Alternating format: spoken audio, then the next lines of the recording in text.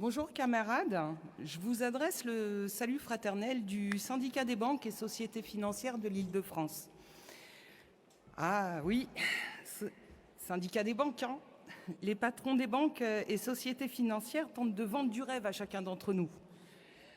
De nous, de vous, de tout le monde, quoi. Du coup, chacun peut penser à tort que tout va pour le mieux.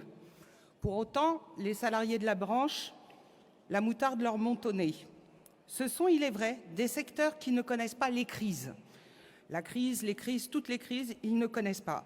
Il n'en demeure pas moins que ces résultats mirobolants profitent essentiellement aux actionnaires. Cette rentabilité se fait donc sur le dos des salariés.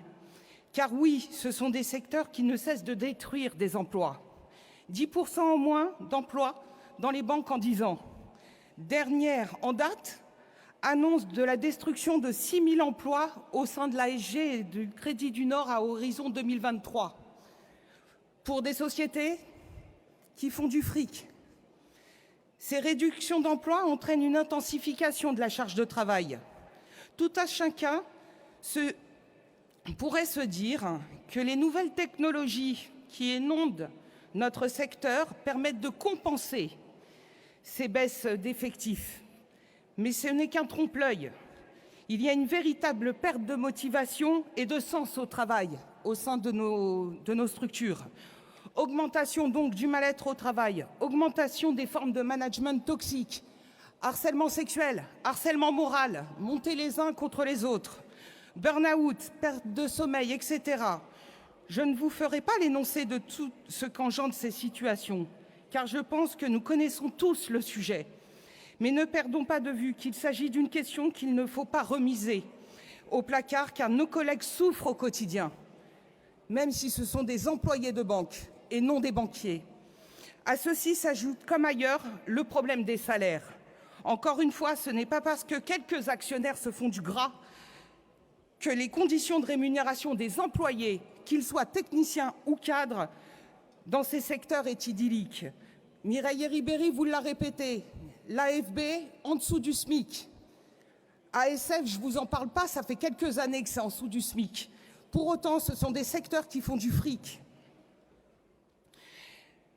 Le secteur société financière ne craint même pas d'afficher donc ces minima en dessous du SMIC, compte de l'indécence à l'heure où ces sociétés reversent à leurs actionnaires des montants mirobolants. L'augmentation est bien entendu la clé de voûte de notre action syndicale, car c'est d'elle dont dépend la pérennité de nos systèmes pour lesquels nous nous battons quotidiennement.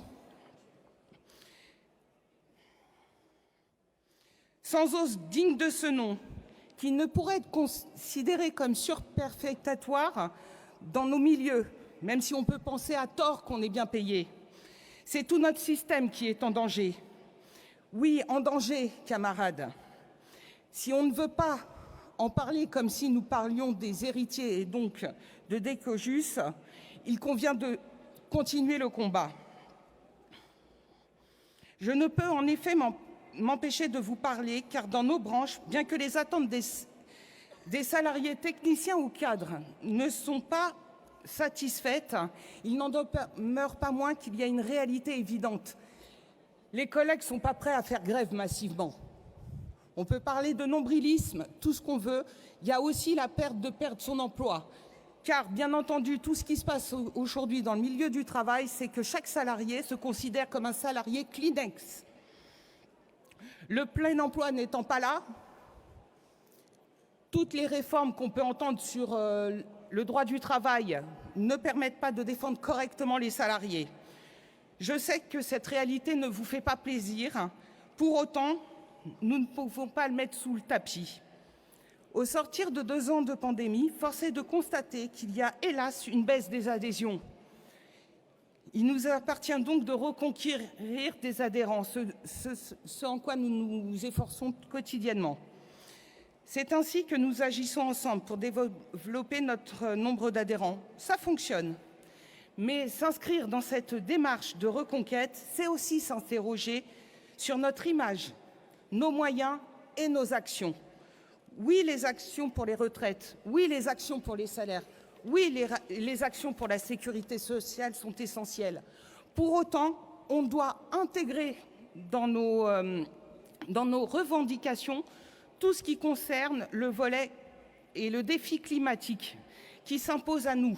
Nous aurions peut-être tout intérêt à aller plus loin sur cet item qui sera générateur des emplois de demain. Un autre sujet, les salariés sont de plus en plus mobiles. Ils sont aussi de plus en plus en télétravail. Il est vrai que c'est un système de travail qui intéresse les salariés et que nous devons défendre. Mais garder le contact avec les salariés est l'un des défis qui se posent à nous. Quelles sont les idées novatrices proposées par la Confédération pour contrecarrer cet état des faits?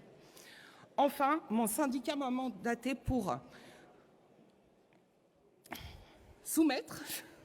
Nous souhaitons que notre organisation uniformise les montants de ces cotisations syndicales sur tout le territoire national. En effet, les entreprises de niveau national, le fait que les salariés bougent et sans harmonie des cotisations pose un réel problème.